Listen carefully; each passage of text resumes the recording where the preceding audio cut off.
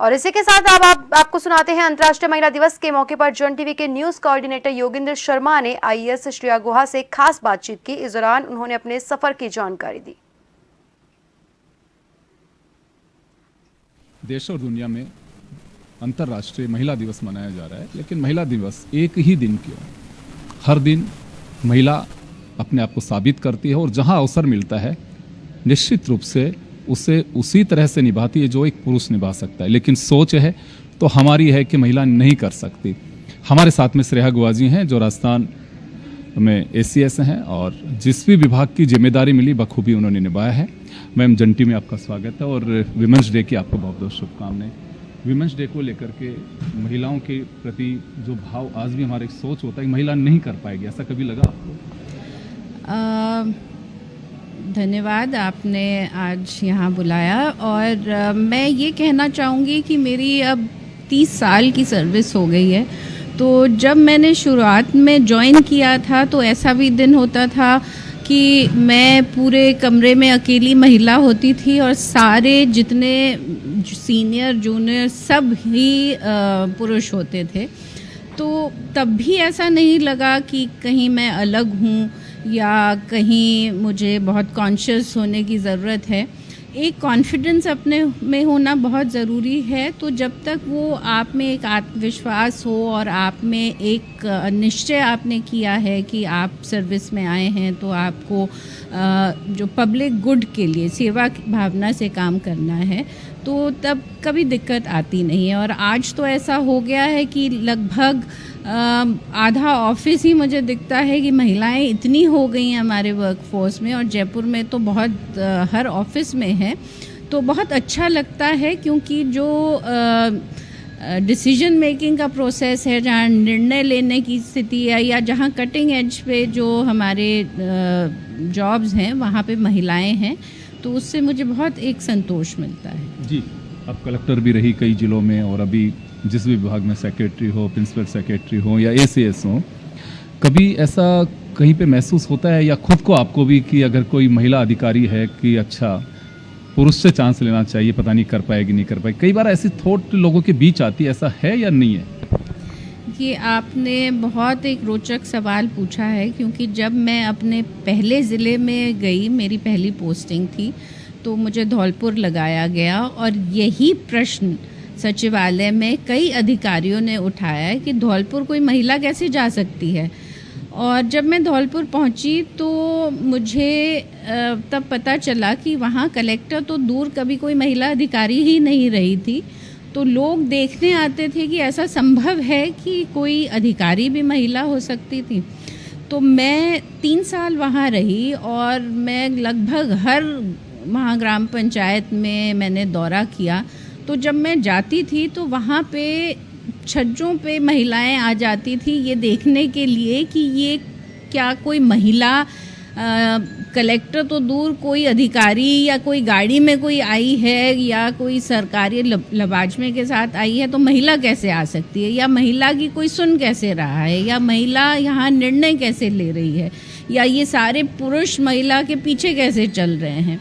तो ये सब सवाल तब होते थे। पर जैसा मैंने कहा, मैं 3 साल वहाँ रही, एक दिन भी मुझे ऐसा महसूस नहीं हुआ कि लोग कहीं पर ये कोई पक्षपात कर रहे हैं या ये सोच रहे हैं कि ये महिला है तो ये अपना काम बखूबी नहीं कर पाएंगी।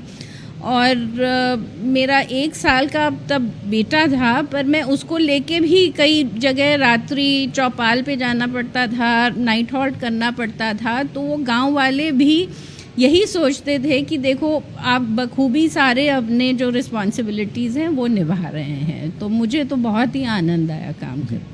मैम, क्योंकि आप के कलम और ताकत रही, जिला हो चाहे सेक्रेटरी हो, प्रिंसिपल सेक्रेटरी, एसीएस, कुछ सोचा कि महिलाओं को आज भी इस क्षेत्र में पिछड़ी, उन्हें आगे बढ़ाना चाहिए कि देखिए हर किसी से को प्रेरणा लेता है। आपको देखा होगा घूंट में महिलाएं रही होंगी, उन्होंने देखा होगी जब ये कर सकते हैं हम भी कर सकते हैं, कुछ ऐसी सोच डेवलप होती है। तो क्या आवश्यकता महसूस करती हैं? मैंने लगभग हर पोस्टिंग में ये देखा है कि जब जैसे ख़ास तौर पे जब हम ज़िले में रहते हैं तो जो गर्ल्स स्कूल हैं बच्चियों से बहुत इंटरेक्शन होता है। कई सरकारी कार्यक्रम होते हैं या ऐसे भी हम सरकारी स्कूलों में जाते हैं। वो बच्चियां ज़्यादातर एक मध्यम वर्ग या निम्न वर्ग के परिवार से आती हैं।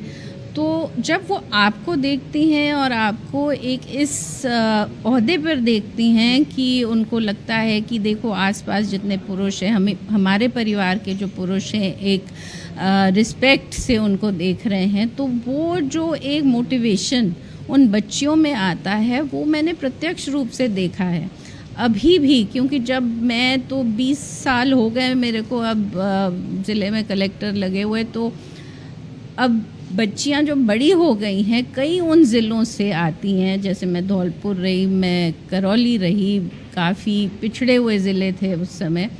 तो वो कहती हैं कि मैम आपको तब देखा था और तब हमें लगा कि हमें आगे पढ़ना चाहिए। स्कूल ख़त्म हुआ, वहाँ कॉलेज नहीं था, तो हम दूसरे शहरों में गए, वहाँ पढ़ाई की और अब कहीं किसी की नौकरी लग गई है या कोई रिसर्च कर रहा है, तो फिर बहुत खुशी होती है कि अगर आपको देख के किसी को लगा कि ये उसके मन में इच्छा रही होगी पर वो फिर कन्विंस कर पाई अपने माँ बाप को कि मुझे भी आगे बढ़ना है। जी चलिए, चलते चलते मेरा एक आखिरी सवाल होगा, विमेंस डे पे क्या कहना चाहेंगे आप महिलाओं को, खासकर जो उस देहात इलाके में जहाँ वास्तव में आज भी सुविधाओं का अभाव है, किस तरह से आगे बढ़ें?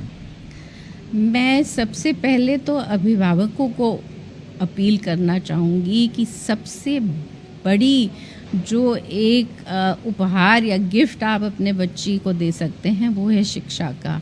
आप शिक्षा से उनको वंचित ना करें, स्कूल तक तो ज़रूर ही पढ़ाएं और मान लीजिए अगर वहाँ कॉलेज या जहाँ वो पढ़ना चाहती है, कोई प्रोफेशनल कोर्स करना चाहती है, वहाँ अगर मौका नहीं मिले, अगर वो बाहर भी जाना चाहे तो संकोच ना करें और उसको ज़रूर भेजें।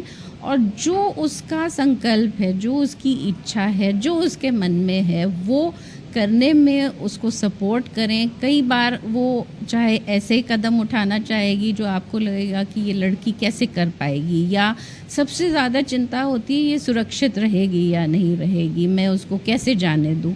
पर आप ये ना सोचें, आज के युग में बच्चियाँ कुछ भी कर सकती हैं। तो एक तो ज़रूर उनको शिक्षित करें और दूसरा जो उनकी उड़ने की इच्छा है उड़ान भरें और उसमें आप सपोर्ट करें। और बच्चियों के लिए और जो हमारी महिलाएं हैं उनको मैं ये कहना चाहूँगी कि जिस चीज़ में संतोष मिले, जिस चीज़ में खुशी मिले वो आप ज़रूर करें और आसपास के माहौल से विचलित ना हो कि लोग आपको कहें कि ये सही है गलत है। जो आपको सही लगे आप वही करें।